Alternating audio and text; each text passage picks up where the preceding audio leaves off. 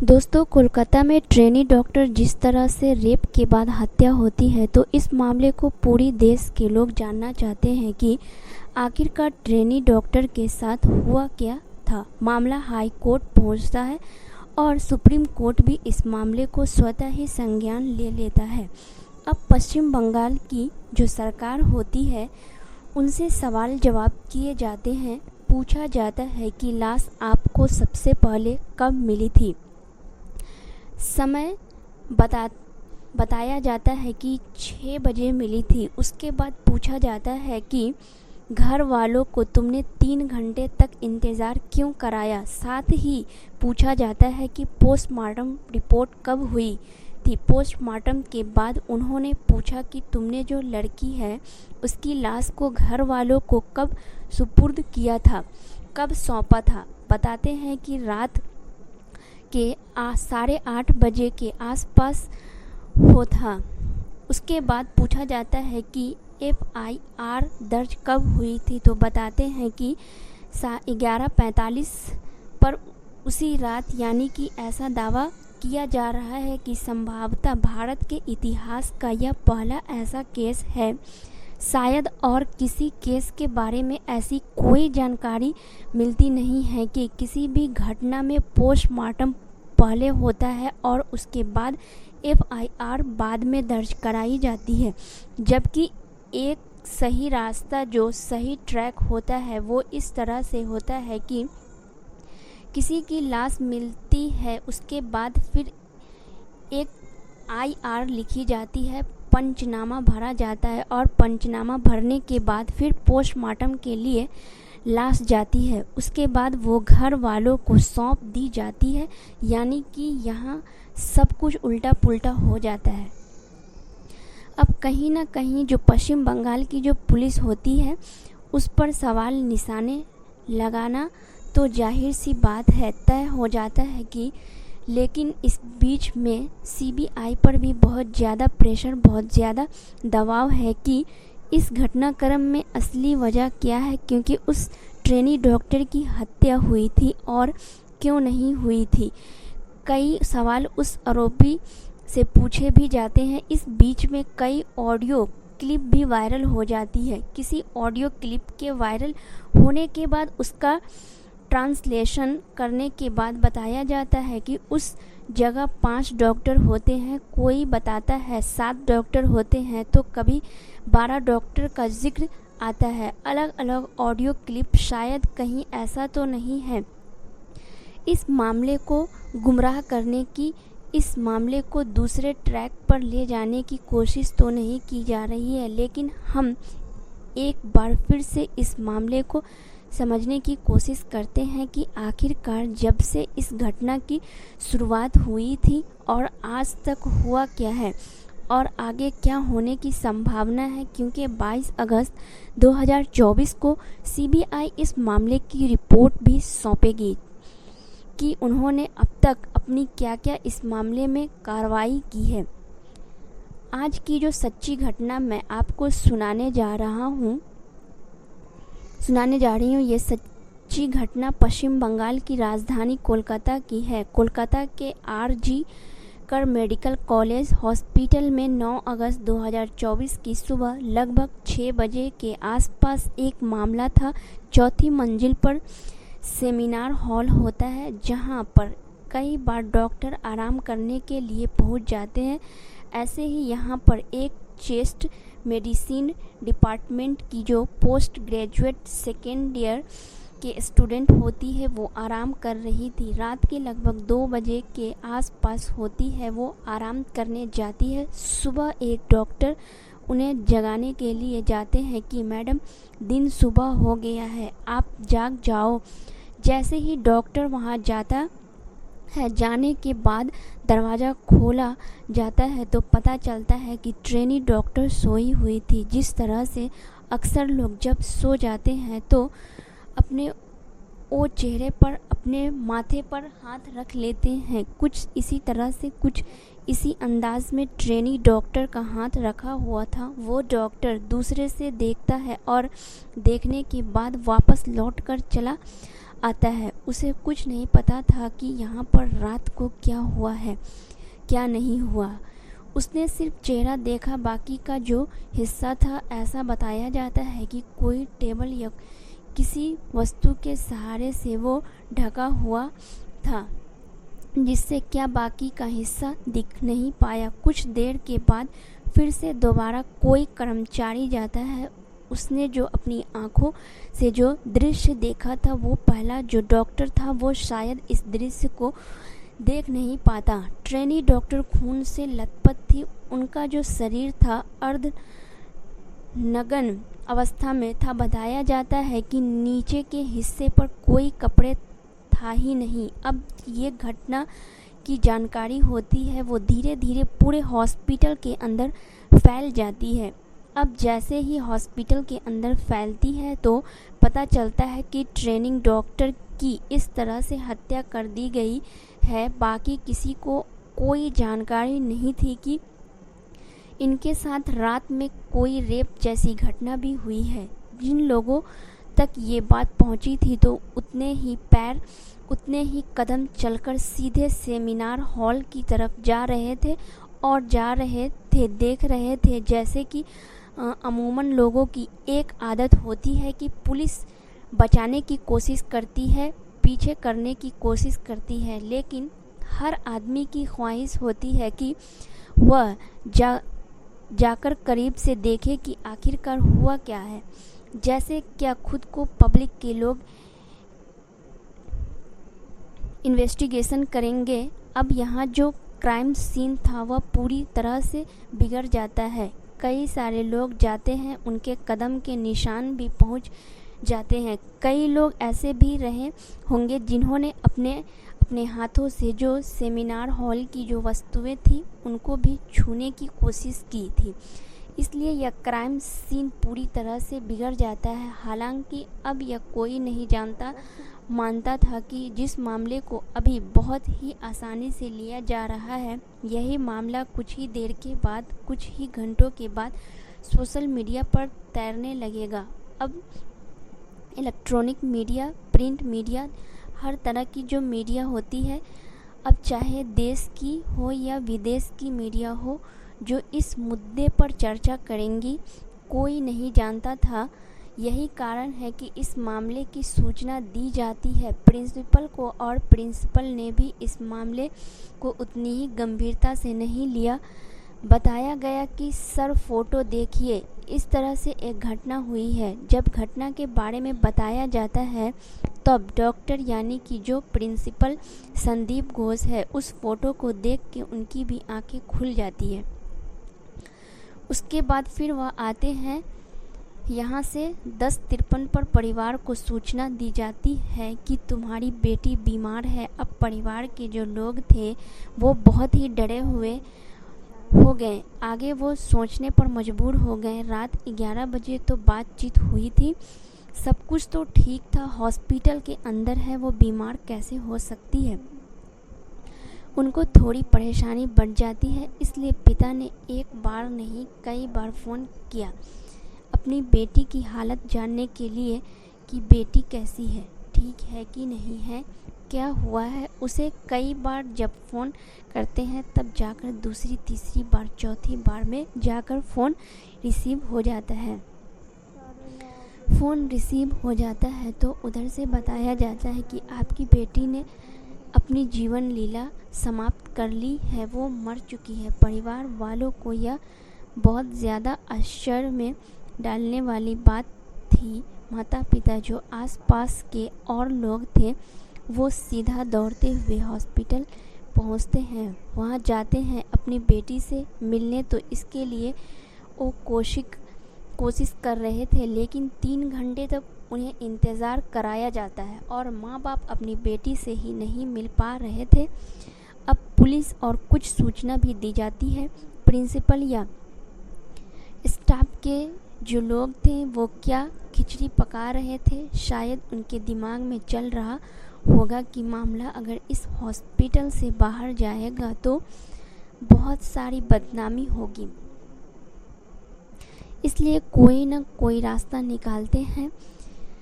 यही बात थी कि सेटलमेंट की बात भी शायद सामने आती है, जो सोशल मीडिया पर और अलग अलग प्लेटफॉर्म पर वायरल भी होती है। लेकिन परिवार वालों को बेटी से बहुत बेइंतहा मोहब्बत होती है। यही कारण है कि उन्होंने इस बेटी के मामले वाले मुआवजे को भी ठुकरा दिया था। उन्होंने कहा कि जो भी आरोपी है, इस मामले की जांच करिए, निष्पक्ष जांच करिए। इकलौती बेटी है, अब क्या कर सकते हैं, उनका तो सब कुछ खत्म हो गया, सप्ताह समाप्त हो गया। ऐसी बातचीत होती है। उसके बाद फिर पुलिस पर जब दबाव पड़ता है तो पुलिस ने सीसीटीवी कैमरे खंगालना शुरू कर दिया है। अब सीसीटीवी कैमरे में खंगाला गया तो पता चलता है कि उस सेमिनार हॉल के बिल्डिंग के इर्द गिर्द चारों तरफ को 2, 4, 5, 6 लोग थे जो आ रहे थे, जा रहे थे। तभी पुलिस को लगा कि इस मामले की जांच करनी चाहिए। अब मामला पश्चिम बंगाल की सरकार तक पहुंच जाता है। एसआईटी गठन कर दी जाती है। देखा जाता है कि जब यहाँ पर पुलिस वाली इनकी एसआईटी की टीम पहुंचती है, जाकर देखती है तो लाश के पास से उन्हें एक ऐसा वस्तु मिलती है जो ब्लूटूथ होता है। अक्सर लोग मोबाइल में लगाकर अपना गाने सुनते हैं या फिर बातचीत करते हैं।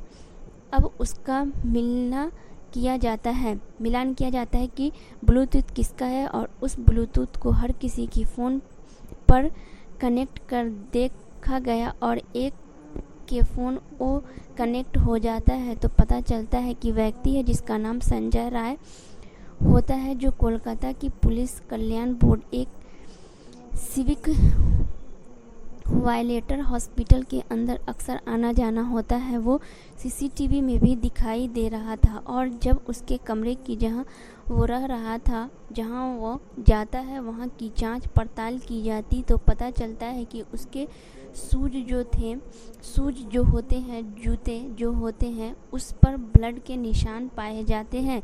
महिला डॉक्टर का पोस्टमार्टम कराया जाता है। पोस्टमार्टम से पता चलता है कि अब मुंह से भी खून निकल रहा है, आंखों से भी खून निकल रहा है और प्राइवेट पार्ट से भी खून निकल रहा है। शरीर के अलग अलग हिस्सों पर 16 गंभीर चोटें भी आई है। इसमें कि गर्दन की हड्डी भी टूट जाती है।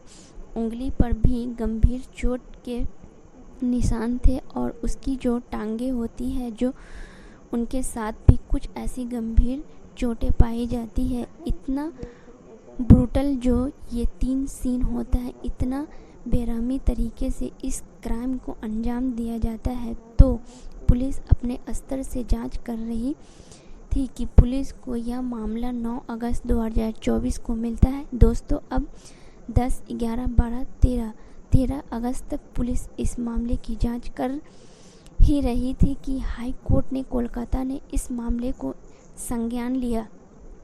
और संज्ञान लेने के बाद संज्ञान इसलिए लिया क्योंकि याचिका दायर की गई थी परिवार की तरफ से। तो उसमें बताया जाता है कि इस मामले को कहीं ना कहीं पुलिस इतना गंभीरता से नहीं ले रही है। जाहिर सी बात तो यह है कि यही मामला नहीं, पुलिस चाहे कोलकाता की हो, पुलिस चाहे दिल्ली की हो, पुलिस चाहे उत्तर प्रदेश की हो, महाराष्ट्र की हो या फिर बिहार की हो, मध्य प्रदेश की हो, राजस्थान की हो, किसी भी प्रदेश की पुलिस हो, वह हर मामले को शुरुआत से ऐसे ही लेती है। उसे यह नहीं मालूम होता है कि कौन सा मामला इतना ज़्यादा हाईलाइट हो जाएगा। यही कारण है कि पुलिस ने इस मामले को इतनी आसानी से लिया। यही कारण है कि पुलिस ने कोई डायरेक्शन नहीं दिए। यही कारण है कि जो हॉस्पिटल के प्रिंसिपल होते हैं, उन्होंने कोई डायरेक्शन नहीं दिया कि भाई इतने बड़ा मामला है, किसी को भी कमरे के अंदर जाने ना दिया जाए। यही कारण है कि क्राइम सीन को पूरी तरह से बिगाड़ के रख दिया गया। अब 14 तारीख को सीबीआई इस मामले की जांच पड़ताल करना शुरू कर देता है। अभी पुलिस ने जो एसआईटी ने जो जांच पड़ताल की थी उसमें संजय रॉय ही एक ऐसा अभियुक्त था, ऐसा आरोपी था जो पाया जाता है, जिसके बाद उससे पूछताछ की जाती है। स्वतः ही कबूल कर लेता है कि हाँ जी मैंने इस घटना को अंजाम दिया है। दरअसल संजय रॉय जो कि 5520 शंभुनाथ पंडित रोड पर रहने वाले व्यक्ति होता है। 5 अगस्त 2024 को ये एक सलुआ जगह लगती है, वहाँ जाता कहीं ट्रेनिंग या बैठक वगैरह थी तो यह 8 तारीख को वहाँ से लौट के आता है। वहाँ से लौटने के बाद इसके ही एक साथी होता है जो कि सिविक वॉलंटियर होता है। उसके परिवार का कोई रिश्तेदार था जो इसी आरजी कर्क मेडिकल हॉस्पिटल के अंदर एडमिट था। यह 2 बार चक्कर लगाता है। एक बार तो अपने दोस्त के इस रिश्तेदार को देखने के लिए जाता है, दूसरा फिर किसी और व्यक्ति को देखने के लिए जाता है, क्योंकि अक्सर वह हॉस्पिटल के अंदर ही रहता है। मरीजों को लाना ले जाना शायद यह पुलिस का काम तो करता ही है, लेकिन यह भी बताते हैं कि यह पैसे के लिए भी कुछ काम करता है। अब यहाँ से अपने दोस्तों के साथ वह सीधा कहता है कि भाई चलो कहीं चलते हैं, यानी कि वह जाता है रेड लाइट एरिया में, कोठे जाता है किसी और जो वैसे से के पास जो पहला जो एरिया हो जाता है सोनागछी, वो वहाँ जाता है अपने दोस्तों के साथ। वहाँ जाने के बाद फिर वहाँ के अंदर उसने रेड लाइट एरिया में नहीं जाता, लेकिन जो उसका दोस्त होता है वह अंदर जाता है और थोड़ी देर रुकने के बाद वापस चला जाता है। दूसरी जगह लगती है चेतला में वैश्यावृत्ति का काम होता है। यह भी एक रेड लाइट एरिया है। यहाँ जो उसका सिविक वॉलंटियर दोस्त होता है संजय रॉय का, वह जाता है और जाकर वापस लौट कर आ जाता है, यानी कि संजय रॉय नहीं जाता। ऐसी जांच पड़ताल में सामने आया है कि लेकिन जब यह वापस आ रहे हैं तो रास्ते में एक महिला मिलती है। उस महिला की तरफ से इसने अश्लील काम करना शुरू किया। यह समझ रहा था कि शायद यह भी कोठे पर काम करने वाली कोई वैश्य होगी, लेकिन उस लेडीज़ ने इसे झाड़ दिया, इसे कुछ उल्टा सीधा जवाब दिया। तब यह शांत हो जाता है। यहाँ से वापस हॉस्पिटल आते हैं दोनों दोस्त और इन्हें एक ऐसी जगह तलाश करते हैं जहाँ पर बैठ के मौज से आराम से शराब पी सकते। आराम से बैठकर शराब पीते हैं और शराब पीने के बाद जो सिविक वॉलंटियर इसका दोस्त होता है संजू रॉय का, वो तो चला जाता है, लेकिन ये अकेला रहता है। तब ये इसे हॉस्पिटल में कहीं भी आने की जाने की परमिशन थी ही, कहीं कोई रोकने वाला था नहीं। इसको ये 4थी मंजिल पहुंचता है और इत्तेफाक से उस सेमिनार हॉल के अंदर चला जाता। वहां जाने के बाद देखता क्या है, इसको लेडी डॉक्टर जो होती है ट्रेनी डॉक्टर, वह आराम से आराम करती हुई मिलती है, सोती हुई मिलती है। वहां जाता है, उनके साथ इसने जो भी किया है वह पोस्टमार्टम रिपोर्ट से और तमाम खबरों, तमाम टेलीविज़न पर जो एक रिपोर्ट आती है कि जिस तरह से उन्हें मारा गया, पीटा गया, उनके साथ बलात्कार किया गया। जब सीबीआई इससे पूछताछ कर रही थी तो यह अपने सवालों के जवाब में कह रहा था कि साहब मुझे तो यही नहीं मालूम कि जब उसका बलात्कार कर रहा था तो वह जिंदा थी या मर चुकी थी, क्योंकि उसने इतनी बुरी तरह से बताता है कि उसकी जो गर्दन थी, जैसे वो चीखने चिल्लाने की कोशिश कर रही थी, तो उसने बहुत ताकत के साथ उसको पकड़ लिया था और यही कारण है कि उसकी हड्डी टूट जाती है। ये बॉक्सर होता है, ट्रेंड बॉक्सर होता है। कोई महिला, क्योंकि वैसे भी डॉक्टर है, पढ़ी लिखी लेडी है, ताकत का तो कोई मामला ही नहीं बनता। इसने जिस तरह से उनके साथ ज़बरदस्ती की होगी, उन्होंने विरोध किया होगा, उन्होंने आखिर दिन तक लड़ने की कोशिश की होगी, तो जिस तरह से इसने अपनी बॉक्सिंग का सहारा लिया होगा। जाहिर सी बात है उसे पता चल ही जाता है, लेकिन यह सब होता है और देश इस मामले पर पल पल की नज़र बनाए हुआ है। हर कोई यह जानना चाहते हैं कि आखिरकार उस दिन क्या हुआ था, क्या नहीं हुआ था। पहले तो इस मामले को हाई कोर्ट ने संज्ञान लिया एक याचिका के माध्यम से, फिर इसे सुप्रीम कोर्ट ने संज्ञान लिया और संज्ञान लेने के बाद यह जानना चाहा है कि आखिरकार पुलिस ने क्या जांच पड़ताल की है। हालांकि 22 अगस्त 2024 को सीबीआई को अपनी रिपोर्ट देनी है कि उसने अब तक क्या क्या कार्रवाई की है, लेकिन जब सवालों के घेरे में पश्चिम बंगाल की सरकार होती है तो वहाँ उनके जो वकील होते हैं उनसे सवाल की जाती है कि लाश मिली कब थी। बताते हैं 6 बजे लाश मिली थी। अच्छा, तो पोस्टमार्टम कब कराया गया था? तो बताया जाता है कि पोस्टमार्टम 2 से 4 बजे के आसपास तक 2 घंटे के आसपास ये पोस्टमार्टम होता है।